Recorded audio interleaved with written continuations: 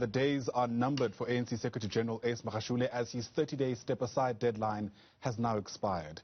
Magashule was expected to step aside from his position sometime between yesterday and today, but all indications are that he's digging in his heels. Joining us now for context of what to make of the status quo, Newzroom Africa's politics editor Sbu Ngalwa joining us via our video link. And Sbu, I guess only the brave among us will predict what happens next. But let's perhaps start by outlining the context in which all of this is happening.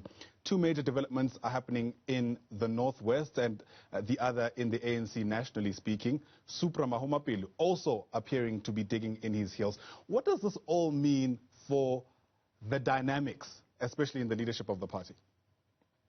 Well, I think you've chronicled it correctly, Ayanda, in terms of when you're looking at what is happening in the Northwest and the Free State, and also by extension to the ANC Secretary-General, Ace Magashule. Obviously, this is another case of the deep divisions within the ANC. And what we are seeing now is the defiance by the grouping that is aligned to Ace Magashule, because in as much as his days may be numbered, if you calculate the 30-day window period for him to step aside, that expired yesterday. So at least by today, we should get a way forward from the ANC. And we do know that actually at around 10 a.m. this morning, ANC's spokesperson Mpulemabe will give us a way forward, which is to tell us as the media and South Africans as to which members of the ANC have voluntarily stepped aside. And if they do not do so, we do know, Ayanda, that there is a special NEC meeting that will be held on the 8th of May. Now, that special NEC meeting will be held to finalize the way forward. What happens to those who are charged with corruption but have not voluntarily stepped aside? Now, at the same time, we know that Ace Magashule has, at least to some of those close to him, made it clear that it's not going to voluntarily step aside. But what does that mean, Ayanda? It then means that the ANC NEC, if he appeals to the NEC, the ANC NEC, according to the guidelines that they released last month, will have to form a smaller committee that will hear his appeal.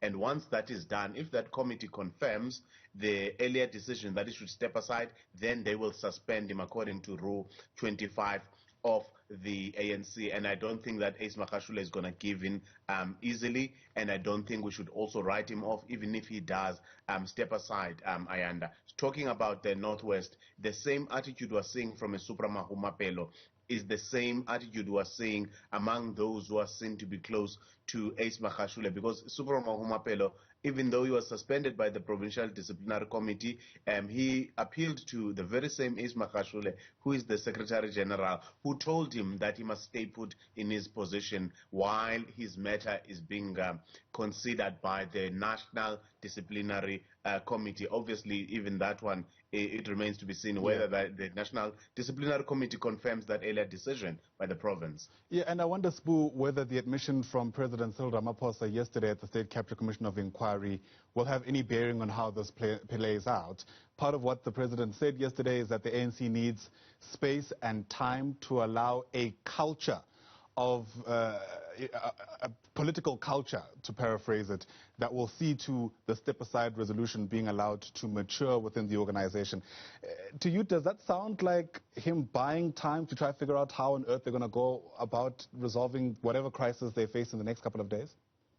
Ayanda, the ANC does not need space and time. The ANC just needs to be firm, have a firm hand on corruption and those who are accused of corruption.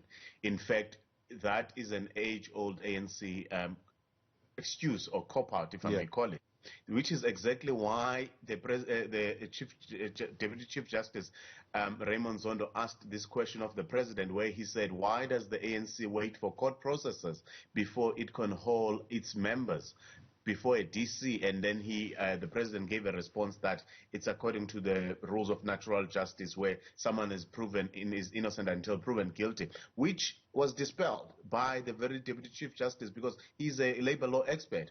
He made the example that even companies, if an employee is charged with a crime, They don't wait for the court process before they can institute disciplinary processes. Look at what happened to Ntutu Goshoba at the JSC. He was accused of having killed his girlfriend. He was fired. So this is just an excuse by the ANC to excuse themselves for not being firm on dealing with corruption, Ayanda. But at the same time, I think it's in line with Cyril Ramaphosa's presidency, where he takes slow steps in dealing with some of these issues. But I think also I guess politically he has to be careful, because this is Ace Magashule. Many have written him off before. Terra Likota back in the Free State had tried to get rid of him and failed. This is a man who was the longest serving ANC chairperson in the country, and had survived attempts to remove him, where he was sent to Parliament in 1997 after he fell out with Terra Likota, but he bounced back a year later as chairperson.